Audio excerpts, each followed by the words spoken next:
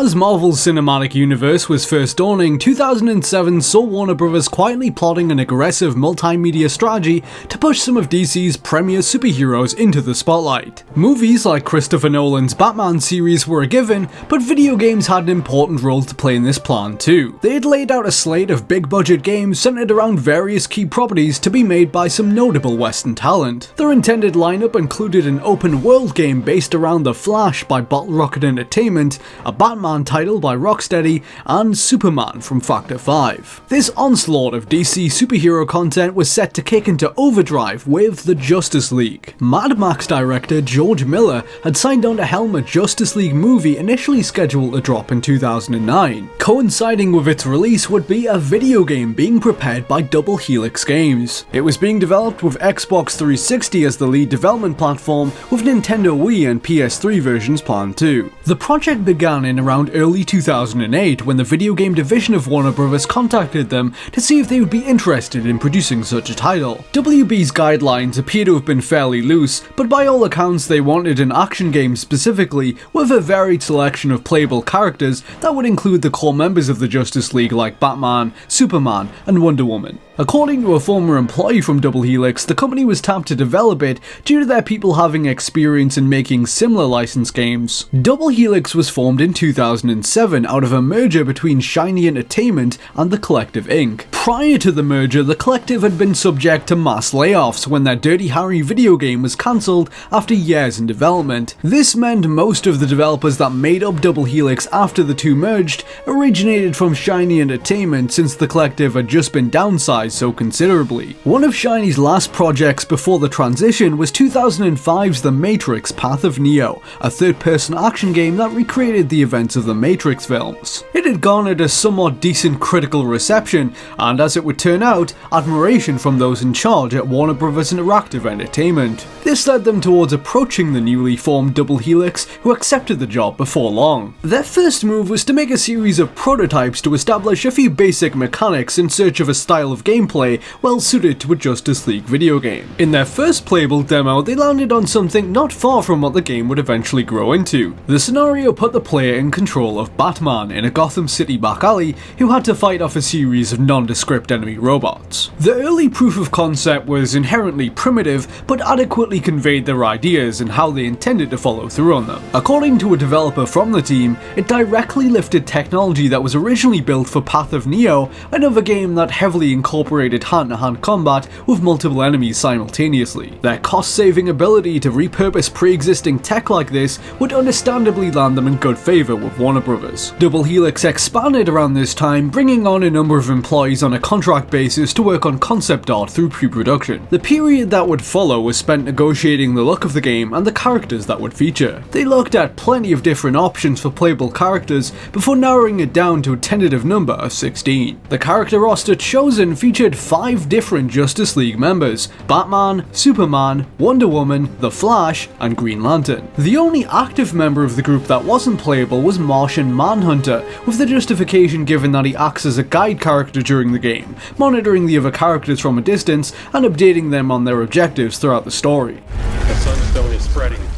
Destroy it quickly. Players would have also been able to unlock villains corresponding to the different franchises being represented, such as Bane from Batman or Green Lantern's Sinestro. Digging a bit deeper into DC history, they added a few more for good measure, like the Arthurian sorceress Morgan Le Fay, Lady Shiva, and a female version of Eclipso. The game had 2 modes, a story mode and a versus suite, both using the same gameplay, that of a fairly straightforward arena brawler game that was big on environmental destruction. Players would beat up opponents using fighting game style light, heavy, and grapple attacks, and could use a tag team mechanic to switch out their character for another on the fly. At the start of each session, players would select 2 characters to cycle between mid-game. In the story mode, you would choose between the aforementioned 5 playable Justice League members, each with their own unique attributes, offering different advantages for players to weigh up. The Flash's trademark speed allowed him to move so fast that enemies would slow down around him, or Green Lantern could generate a protective shield, for instance. The These buff effects could then be shared between the different heroes as you alternated between them. Occasionally your choice of characters would influence the in-game dialogue, which was going to be fully voice acted. The story mode acted as a tour around various iconic DC Universe locales such as Gotham City, Themyscira, and the Justice League Watchtower. Each mission would see members of the League clash with a different villain and their respective underlings throughout the stage. For example, a Superman-centric level set in Metropolis tasked you with thwarting the plans of Cyborg Superman, who has reprogrammed an army of manhunters to do his bidding. Successfully defeating each villain would then allow you to purchase them from a store interface using experience points gathered during the campaign. Through an injection of light RPG elements introduced by the team, the in-game currency could also be spent on enhancing your heroes in the story mode. Players could level up their individual damage and health in addition to purchasing and upgrading new moves for them. This would open the gateway to more powerful attacks like the Flash's Crimson Tornado. Since it was planned to release alongside the George Miller Justice League movie, WB was taking steps to make the game tie into it, although the finer details of how exactly this would have happened were never decided. The plot of the video game was supposed to take place in the same world as the film, a universe in which the League has already been in operation for a number of years, and superheroes are an everyday fact of life. The game would have opened to Hal Jordan's Green Lantern battling manhunters on Warworld, an artificial planet that has been imprisoning superpowered individuals and making them fight to the death in its deadly gladiator arenas. Their brawling is interrupted when Warworld's leader, the cosmic supervillain Mongol, enters the ring. As Green Lantern, the player must defeat him in the game's first boss encounter. A cutscene plays once Mongol is defeated, in which Green Lantern seals him inside an energy construct made by his ring. Before he's able to escape, an all-powerful Guardian of the Universe arrives to cast judgment on Mongol for his transgressions. For genocide and other crimes against the universe, the Guardian permanently imprisons him on Warworld, creating a force field that is impenetrable to Mongol, but others can freely pass through. Green Lantern leaves while the villain vows revenge, promising to destroy all he holds dear. Back on Earth, various supervillains begin rising up against the Justice League and collectively attacking them, pulling them in all different directions around the globe. The Reverse Flash seizes the Flash Museum using a posse of Omax and ninjas,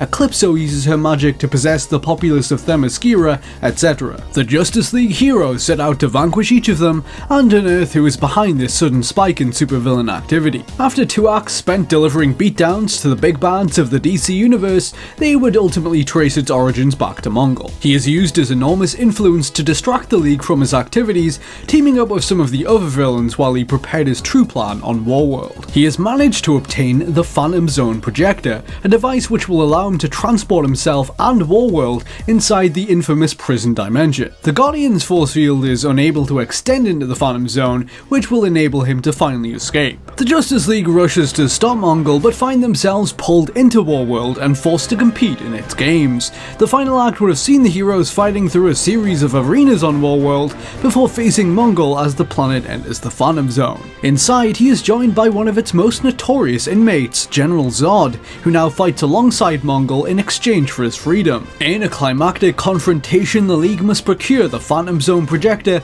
and defeat the duo at all costs. Once successful, a last cutscene would have shown Mongol being condemned to life imprisonment inside the Phantom Zone by the same Guardian of the Universe encountered earlier. The Justice League gathers, smirking as they watch him being forced to inhabit the same space as Zod, who now pledges to spend eternity clobbering him for his failed escape plan. According to one developer who worked on the game, the team had tried to mimic the light-hearted nature of the animated Justice League TV shows from the 2000s. This is evident from some of its jokey dialogue and quirky special moves. In one of them, the Flash can be seen starting a combo by tossing a cheeseburger up into the air and then catching it after having wailed on an enemy. The tone was partly down to the fact that the George Miller movie in development was drawing inspiration from them too, but also due to the game's writing staff. Narrative elements were being overseen by the late Dwayne McDuffie, a writer who worked on both the 2001 animated series and its follow-up Justice League Unlimited. Comic scribe Marv Wolfman, whose works include Crisis on Infinite Earths, was also involved, with the caveats that missions can be subject to bugs and balancing issues involving certain characters.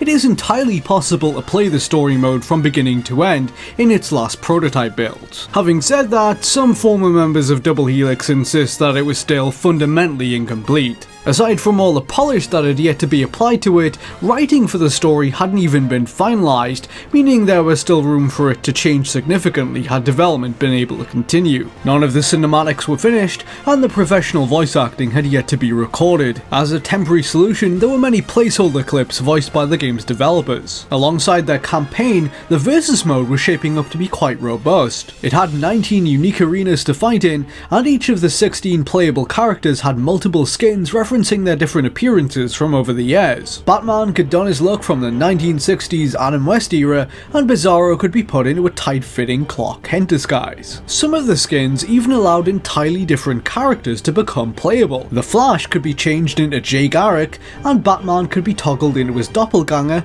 Bat-Zorro. Double Helix had developed all of this in little over a year. They had once expected the game to release sometime in 2009, but changing circumstances at Warner Bros. Kept pushing it back. Justice League Mortal, the George Miller film in development at the time, was beset by issues, lingering in pre-production. Estimated production costs for making it in Australia ballooned to highs Warner Bros. Deemed unacceptable. The studio entered negotiations with the Australian government to introduce new legislation through which they would be subject to increased tax relief. In other words, they hoped to receive a sizable injection of cash for shooting the film in Australia. These incentives would have made the hefty price of producing it there easier for WB to swallow, but the government was not able to make it happen quick enough to their liking. Warner Bros. Decided to uproot their base in Australia and relocate the sets to Canada, where they hoped to begin production soon. In actuality, this only served to push the proposed start of production even further into the future and did little to reduce expenditure. Had it gone forward, its production budget would have been around $300 million,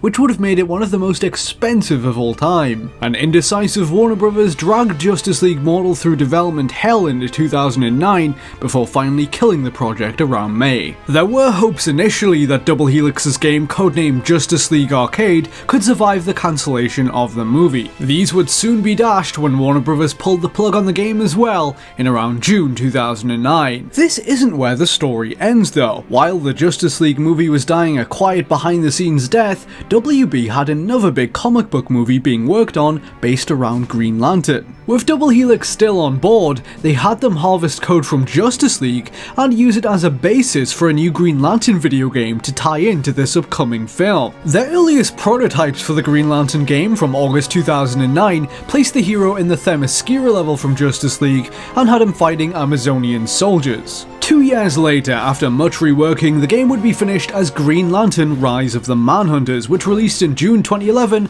alongside the movie starring Ryan Reynolds as the title character. Upon examination, the game bears a number of distinct similarities to the scrapped Justice League title. Its progression system functions essentially the same as Justice League's, allowing you to buy new attacks and upgrades via a store found in the menus. The story mode can be played with one other person in local co-op, again as you could in Justice League. Green Lantern's beat-em-up style combat in general isn't terribly far removed from the console game. It features a number of noticeably similar mechanics to that of its forerunner. Its evade move in particular functions identically. Despite being clearly based off parts of it, Rise of the Manhunters is much more heavily scripted. It also features less content. The versus multiplayer of Justice League never made a return, nor did its wealth of different playable characters and alternative costumes.